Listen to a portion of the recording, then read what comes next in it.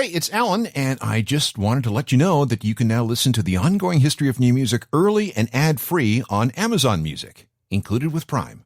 Hi there, it's Alan Cross, and for the next few weeks of the ongoing history of new music podcast, we're going back to revisit a series we did a little while ago called 100 Weird Things About New Rock. This is a 10-part series, and it explored a lot of topics, with each episode dealing with a particular brand of weirdness. Sex, the law, drugs, strange recordings, excess, road stories, bad behavior, and more. There's a lot that goes into the music that we don't always hear about, despite what you may hear on the internet. So it's kind of like my job to fill you in. You ready for some weirdness? Okay, but don't say I didn't warn you. It's a fact of human nature that those given the power to make rules that govern the behavior of the rest of us will devote their lives to making and enforcing those rules. And most of the time, this is a good thing. If you murder someone in cold blood and you're caught, you'll face justice. Robbery is illegal. And so is owning a pig in France and calling it Napoleon. Now, I was serious about that. It's against the law to name your pig Napoleon if you live in France. In California, women may not operate an automobile while wearing a housecoat. And in Canada, it's apparently illegal to remove a bandage in public. I mean, who knew? Then there are all the weird lawsuits, like the dry cleaners who were sued for $54 million for losing a pair of pants, or the American politician who filed suit against God for causing natural disasters and inspiring terrorists. And then there are all the tiny legal nuances that either allow cases to proceed or have them dismissed on a technicality. Hello, OJ. The world of rock is not immune to legal foibles. Crimes, felonies, misdemeanors, weird lawsuits, legal charges, jail time, the works. Which got me thinking, what are the weirdest intersections of the law and new rock of all time? Thought about it and came up with a list of 10.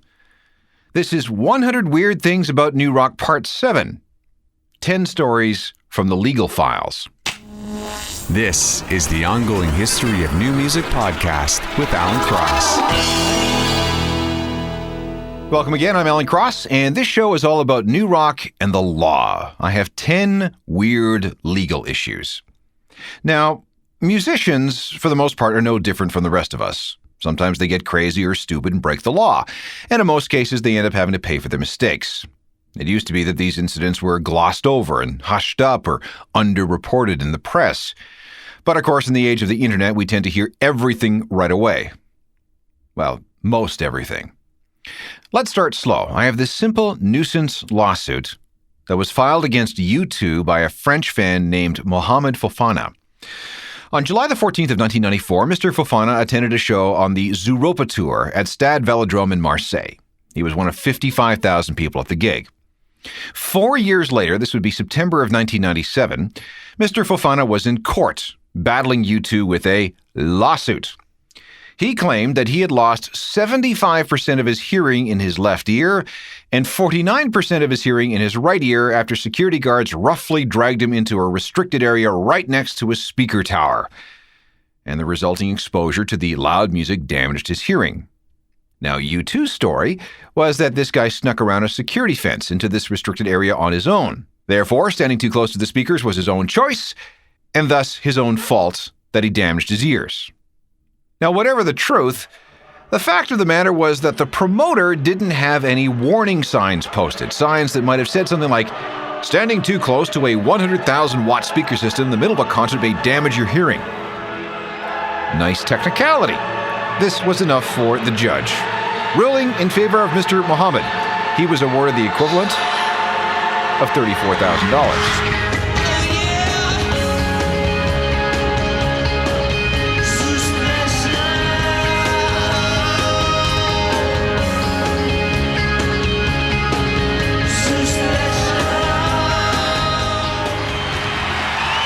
U2, a band that now pays very close attention to erecting signs that warn bystanders that standing too close to PA stacks in stadiums without ear protection during a concert can actually damage your hearing. Here's weird law item number 2. If you're a musician and your career finally comes to an end, it can kind of mess with your head. I mean, after all you've ever known for your entire life is music, and when you can't do that for a living, it can be a little traumatic. Take the case of a fine British band called the Housemartins. When they broke up, some of the band went on to form a successful band called the Beautiful South. The guitarist, a guy named Quentin Cook, decided not to go, and instead renamed himself Fatboy Slim and sold 1 billion records. But then there's the case of drummer Hugh Whitaker. He was one of the people who got left behind when the Housemartins evolved into the Beautiful South, and, well, he had decided to leave the band in 1987 anyway. Looking to move on, he invested his life savings in a car dealership. Unfortunately, his partner, a dude named James Hewitt, turned out to be a very bad money manager, and soon Hugh was broke. By 1993, all the money he had earned as a Housemartin was gone, thanks to his buddy's boneheaded budgeting. That's when he went a little, crazy. Revenge was in order. First, he poured gasoline into his ex-partner's mailbox at least twice. When that failed to do any damage or cause any fires, he firebombed the dude's house. And when that didn't have the desired effect, he attacked the guy with an axe. Hacked him up pretty good. Hugh served a 6-year sentence for assault. He's now living in Leeds, England, where he plays with several local bands, and he stays away from selling cars. What a good place to be. Don't believe it. You speak a different language and it's never really happened to me. Don't believe it. Oh no. 'Cause it's never really happened to me. The Housemartins from 1986, featuring axe attacker Hugh Whitaker on drums. Now it's time to speak of urine. The date was October the 31st, 1993. Blind Melon was in Vancouver. They were wrapping up their tour of duty as the opening act for Lenny Kravitz at the Pacific Coliseum. Totally sold-out crowd, 13,000 people. Singer Shannon Hoon thought that this was cause for celebration, so he stripped naked for the last 3 songs, and then he took a whiz on the audience. Now, the band tried to make a break for it after their set, but they found that their tour bus had been blocked by police cruisers. And that's when Shannon jumped on top of the roof of the bus and started screaming at the cops at the top of his lungs. He was very stoned, very drunk, or both. It took 15 minutes for the rest of the group to talk him down, and when they got him off the roof, he was arrested and charged with committing an indecent act. They threw him in the drunk tank to sober up, and meanwhile, the promoter spent the next couple of weeks apologizing to those who were peed upon. Which kind of gives a whole new meaning to the title of this song, huh? And I don't understand why I sleep all day. Then I start to complain that there's no rain. Blind Melon, featuring singer Shannon Hoon, who was arrested for indecent exposure and for peeing on Vancouver. Let's move on to weird issue number 4. It's the time when 311 was investigated by the police because the group was a front for the Ku Klux Klan.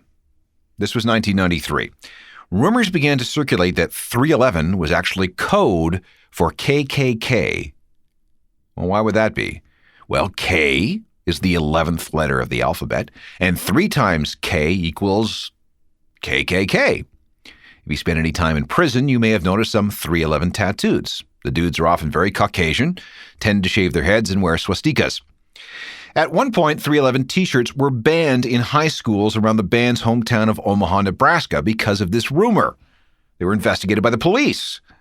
But this is all crap. The real story behind the name relates back to the time when a former guitarist named Jim Watson was caught skinny dipping by the Omaha Police Department. He was charged with indecent exposure, which in Omaha Police Department code is known as a 311. More very weird legal stories coming up, including the time that somebody from a very big British band of the early 1990s was convicted for armed robbery. We'll continue with part 7 of 100 Weird Things About New Rock next. This is part 7 of a 10-part series called 100 Weird Things About New Rock, and this time we're looking at some strange legal stories. And for story number 5, we have to go back to December the 3rd of 1992.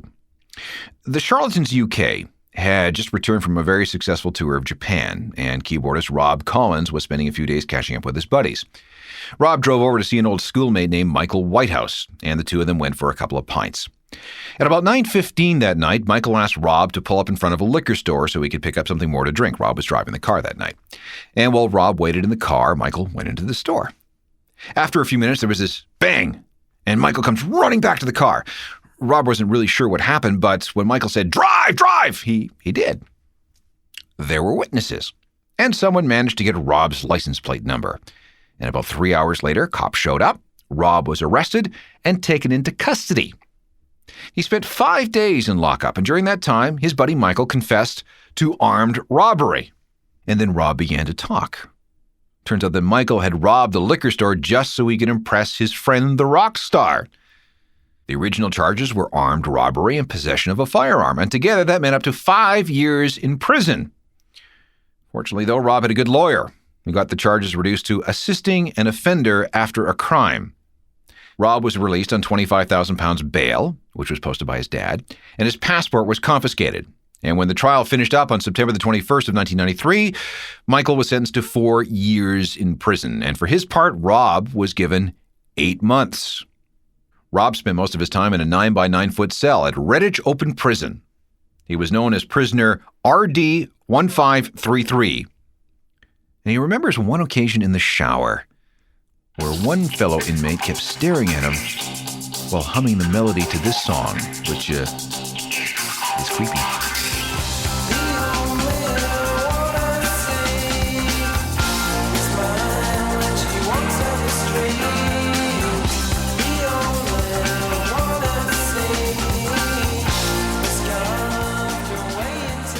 The Charlatans UK, featuring keyboardist and ex-con Rob Collins. By the way, Rob died in a horrible late-night car crash on July the 22nd of 1996. Courtney Love is, well, I guess you can say that she's known to those of the legal persuasion. And here's an example why. It's the case of Love versus Barber versus King. This is weird legal story number 6. Courtney used to go out with an ex-executive of Geffen Records named Jim Barber. Jim also acted as her manager. Jim had an ex-wife named Leslie, and Leslie did not like Courtney.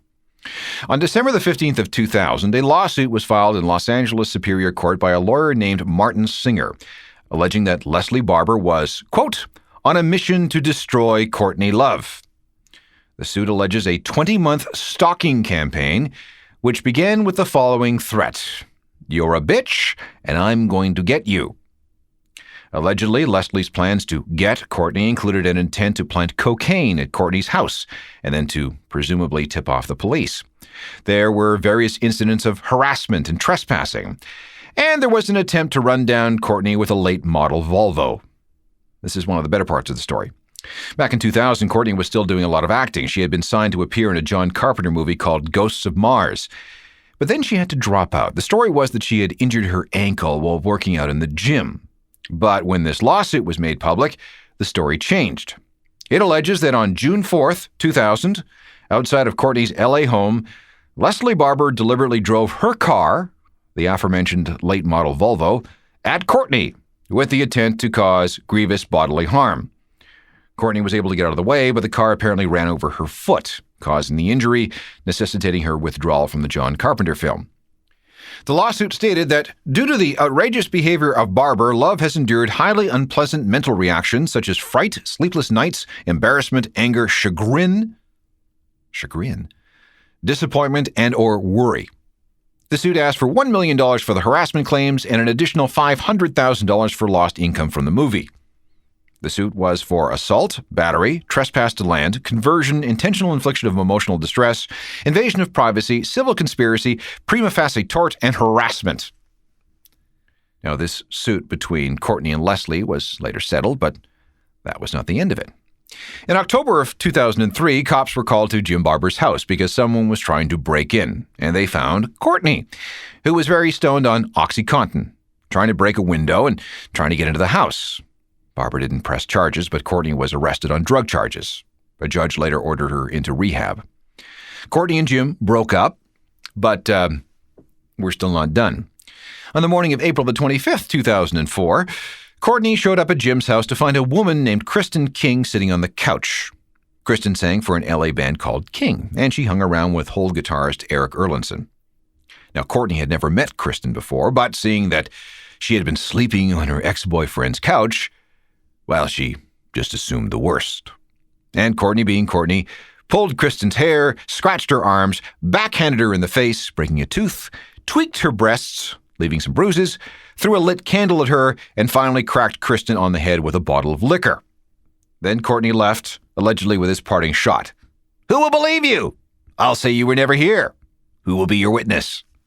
But Kristen would not be cowed. She called the police, and the charge was assault with a deadly weapon. I guess that's the liquor bottle. In the end, Courtney paid a $1,000 fine, $2,750 in restitution to Kristen, and sentenced to 3 years probation, complete with random drug tests, a year of anger management, and 100 hours of community service. But Ms. King was not satisfied. And on September the 20th of 2005, she had her lawyer file a civil suit against Courtney, and the whole thing went to trial a year later. And then, Monday, December the 11th, a judge threw the whole thing out. Don't know why, but it just disappeared. So here's a lesson, kids. Don't date Courtney or anyone who might have dated Courtney in the past. It's just not worth it.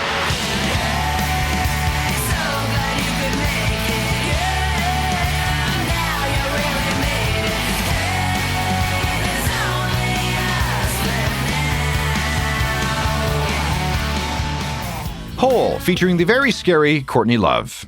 She may act crazy, but she has all that money from her dead husband to hire the world's best lawyers. Item number 7 also has to do with a beating. Jack White of the White Stripes. It was a Saturday night in Detroit, December the 13th, 2003. Jack was helping to celebrate the CD release of a local band called Blanche at a club called Magic Stick. The story is that a guy named Jason Stolzheimer was minding his own business when Jack suddenly walked up to him and began yelling and screaming. When Jason refused to take the bait, refused to get involved, Jack spit in his face and began punching Jason in the face. When Jason hit the floor, Jack continued to pound him. It took several people in the crowd to pull Jack away from this guy. A legal complaint was made. Jack then filed a counter-complaint saying that he simply fought back in self-defense after he was thrown to the floor and was choked. Now, this was all very odd since Jack had worked very hard at helping Jason's band, the Von Bondies, get a record deal. But apparently, though, there was some kind of weird, quiet feud going on. Jack initially pleaded not guilty, but later changed that to guilty to a charge of misdemeanor assault and battery at a trial on March the 9th of 2004. He got a $500 fine, $200 in court costs, and a year of anger management. Now, we're still not sure why Jack laid the beating on Jason, especially since they hadn't talked for 2 years leading up to the incident. Maybe it had something to do with the harshness the Von Bondies had directed towards the White Stripes in the press. I can give you this quote from Jack, though. "The entire event was completely exploited by him, his band, and his managers and legal professionals. The two of us did have an argument, and I did spit at him. But what he doesn't say is how he then grabbed me to pull me down and pull out a good deal of my hair. My retaliation was to hit him to get him off me. Then he landed on my hand, which became cut on the broken glass underneath it. The whole thing lasted less than 10 seconds. Now here's Jack talking about the dramatic photo that appeared in the music press after this beatdown. The photo, this photo of Jason, was sent to the British magazine NME the next morning, with the photo credit being that of Von Bondi's manager, Rick Kenny. Jason would not allow the dried blood from his bloody nose washed from his face before taking the photo. Take a look at it again. It's a black eye once you wash off the dried blood. His face isn't full of cuts. The permanent damage that he claims to have done to his eye is also false. Having toured extensively with the man, I know that he would refuse to drive the touring van because as a teenager, Jason left a contact lens in his eye for over a year. Then he tried to pull it out. He tore his eye in doing so. The same eye he tried to blame me for permanently damaging. So funny when the aroma of money and fame is in the air. Old friends will quickly step on your face to get it. So let's just leave it at that then. And believe it or not, you may know of the Von Bondies, by the way. Ever watched the Dennis Leary show Rescue Me? A Von Bondi song became the theme. As I make my way, come on, it's been a night for seem too long. Now we grieve 'cause now it's gone. Things were good when we were young. With my teeth locked down. The Von Bondies, featuring Jack White's ex-friend, Jason Stolzheimer. I have one more story about a brawl between rival bands, and this time it's Johnny Ramone that got hurt. It was August 1983. The Ramones got into a brawl with Seth Macklin of a group called Sub-Zero Construction in the street in front of Johnny's apartment in the East Village of New York City. It was 4 a.m. Johnny remembers seeing a drunk girl and offering her some help. The next thing he knew, he was in the hospital, his head all bandaged up because he was recovering from brain surgery. Apparently there was a big fight. Johnny hit the pavement and got kicked in the head. He was rushed to hospital with a fractured skull.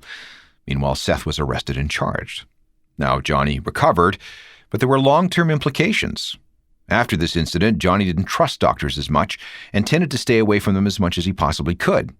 And when he started suffering some abdominal pain about 15 years later, he didn't think much of it. He didn't seek treatment right away. Well, turns out that abdominal pain was actually prostate cancer. Aggressive prostate cancer. It spread throughout his body. Chemo didn't help. And Johnny died on September the 15th of 2004. Had he not been beaten up in the summer of 1983 and still trusted doctors, who knows? Beat on the brat, beat on the brat, beat on the brat with the baseball bat. Oh yeah, oh yeah, oh, oh yeah. The Ramones with the late Johnny Ramone. 2 more weird legal stories before we're done. Air rage and jail time for stolen towels. Next. Welcome back to 100 Weird Things About New Rock. This is part 7, which focuses on strange legal situations that we've encountered over the decades. Now, this is a good one. It's the infamous air rage conviction against former Stone Roses singer Ian Brown. On February the 13th, 1998, he boarded British Airways Flight 1611 in Paris, which was bound for his hometown of Manchester. It's a short flight, but it was enough for things to go very wrong between Ian and a flight attendant named Christine Cooper. Now, her story is that she was offering drinks and duty-free to passengers when she thought that Ian had gestured at her. Turns out he wasn't. He was just putting something in his pocket. Christine then says she realized her mistake and offered an apology with sort of an open-handed wave at Ian. At that point, she says that Ian yelled at her, "Hey, you!"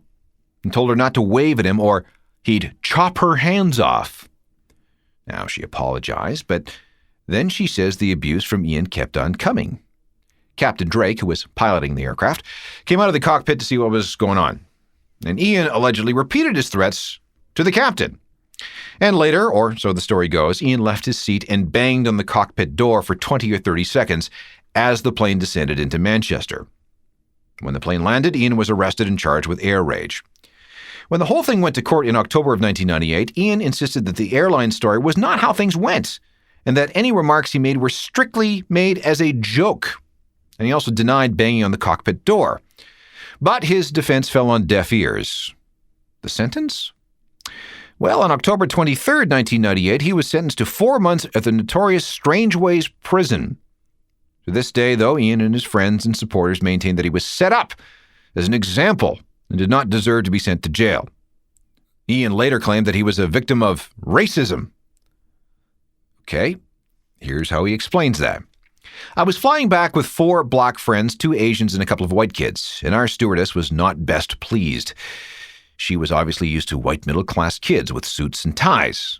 Being teetotal, I had nothing to drink, but when she brought round the duty-free, she waved her hand dismissively, which was rude, so I challenged her. She apologized, and I said flippantly, "Do it again and I'll chop it off."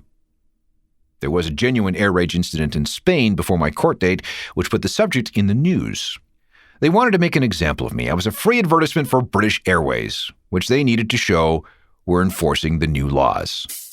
Well, believe what you like, I guess. Have you seen or have you heard the way she plays there are no words to describe the way I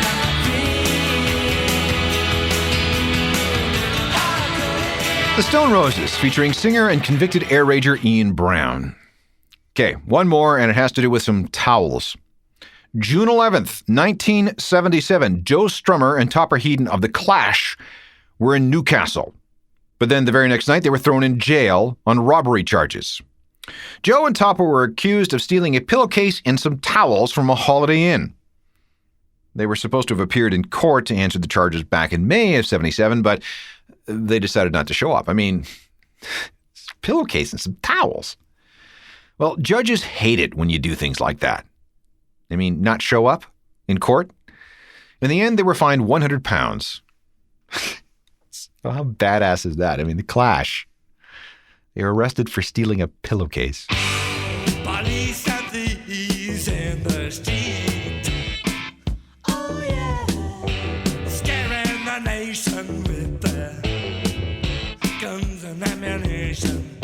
Police and thieves in the street. All right, we're 70% done of our look at the weirdest things in the history of new rock and alternative music. And again, weird is in the mind of the beholder, but I think you'll agree that we've run into some serious strangeness over the last 7 shows. But you know what we haven't talked about much yet? Sex.